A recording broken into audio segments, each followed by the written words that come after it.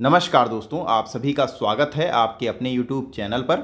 आज की इस वीडियो में दोस्तों आपके लिए हम यूनिफाइड पेंशन स्कीम के बारे में नई अपडेट लेकर आए हैं और यहाँ पर इसके बारे में हम बताएंगे आज से पेंशन सिस्टम में बड़ा बदलाव और यूपीएस या एनपीएस में से कोई एक आप चुन सकेंगे। दोनों में क्या है बेहतर, आइए दोस्तों यहाँ पर हम जानने वाले हैं। तो आइए आज की इस वीडियो को स्टार्ट करेंगे।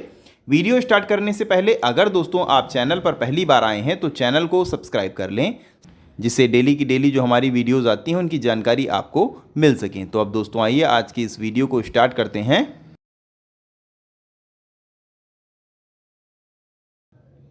पेंशन सिस्टम में बड़ा बदलाव, क्योंकि यूपीएस या एनपीएस में से कोई एक चुन सकेंगे। दोनों में से कोई भी एक आपके यहाँ पर दोस्तों थोड़ा सा टाइपिंग में मिस्टेक है। आपको यहाँ पर हम बताना चाहेंगे कि 2004 के बाद किसी भी सरकारी विभाग में कार्यरत कर्मचारियों को ओपीएस, यहाँ पर टाइपिंग में आज ज़्यादा सही मिस्टेक हो गई है, ओपीएस का लाभ यानी ओल्ड पेंशन स्कीम का लाभ नहीं दिया जाता है। 2004 के बाद जो भर्ती हुए हैं उनको यहाँ पर ओपीएस यानी ओल्ड पेंशन स्कीम का लाभ नहीं दिया जा रहा है। यहाँ पर आज टाइपिंग में मिस्टेक है, जो बोल कर बता रहे हैं वो आप सुन सकते हैं। उसके लिए एनपीएस या यूपीएस, उनके लिए यूपीएस या एनपीएस में से किसी एक को आप चुन सकते हैं और यह आपकी इच्छा के अनुसार है। एनपीएस या यूपीएस में से जो भी आप चाहेंगे वो आप यहाँ पर चुन सकेंगे, आपको पेंशन का लाभ दिया जाएगा। तो यहाँ पर हम जानते हैं कि दोनों में बेहतर कौन है, यानी यूपीएस या एनपीएस। तो आइए दोस्तों जानते हैं यूपीएस या एनपीएस के बारे में। यूनिफाइड पेंशन स्कीम अप्रैल की शुरुआत के साथ ही पेंशन सिस्टम में बड़ा बदलाव हो रहा है। अब एनपीएस के तहत आने वाले केंद्र और राज्य कर्मचारियों को यूपीएस यानी यूनिफाइड पेंशन स्कीम में स्विच करने का ऑप्शन दिया गया है। अप्रैल महीने की शुरुआत हो चुकी है और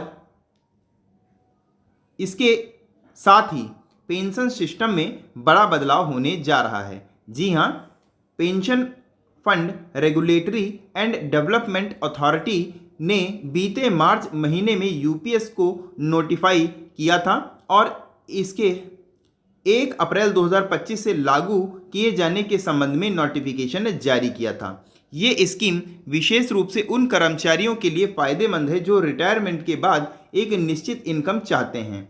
यूपीएस उन केंद्रीय कर्मचारियों के लिए लागू होगा जो एनपीएस के तहत रजिस्टर्ड हैं और उनके पास अब विकल्प होगा कि यूपीएस या एनपीएस में से किसी एक को चुन सकते हैं। तो आइए जानते हैं कि इसका लाभ कैसे मिलेगा और कौन सा ऑप्शन ज़्यादा बेहतर रहेगा।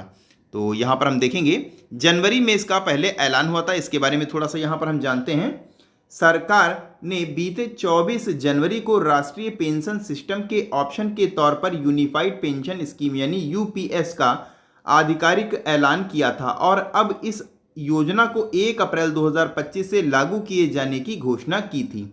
एनपीएस के तहत कवर होने वाले केंद्रीय कर्मचारियों को इस नई स्कीम का लाभ मिलेगा, यानी जो केंद्रीय कर्मचारी नेशनल पेंशन स्कीम के तहत आते हैं और उनके तहत यूपीएस के ऑप्शन को चुनते हैं वो इसका लाभ ले सकेंगे। यूपीएस चुनने वाले लोग किसी भी अन्य पॉलिसी रियायत, पॉलिसी चेंज, फाइनेंशियल बेनिफिट के हकदार नहीं होंगे।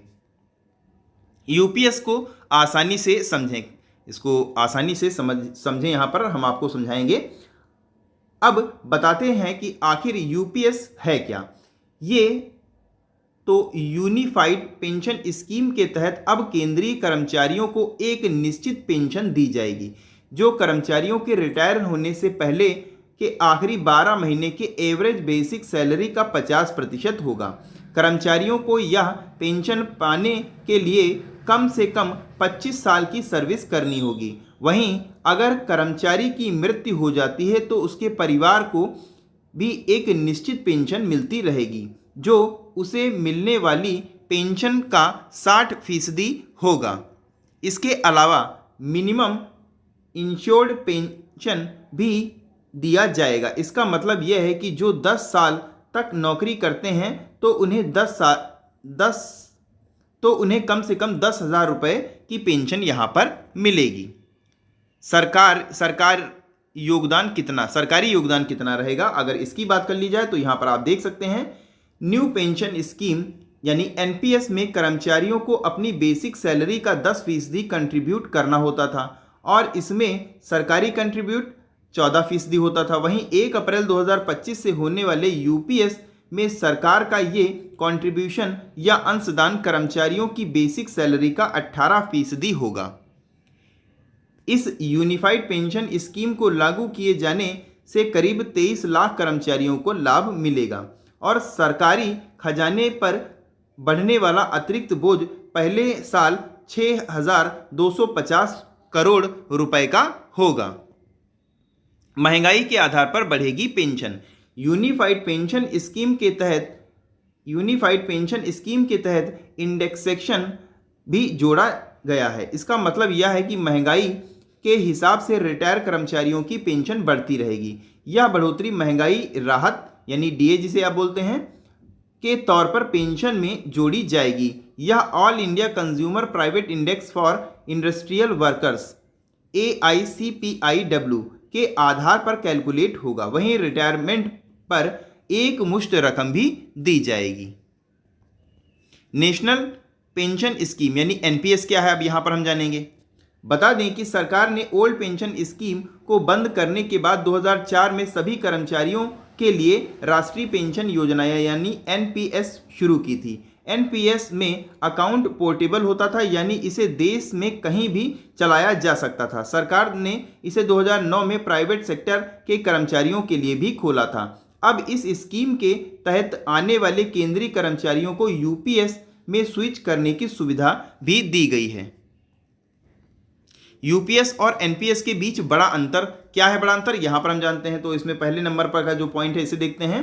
यूपीएस के तहत केंद्रीय कर्मचारियों को एक निश्चित पेंशन मिलेगी जो रिटायरमेंट से पहले के 12 महीनों की औसत बेसिक सैलरी का आधा होगी। वहीं एनपीएस में पेंशन की राशि बाजार के रिटर्न पर निर्भर होती थी जिसमें उसमें उतार चढ़ाव भी होता था।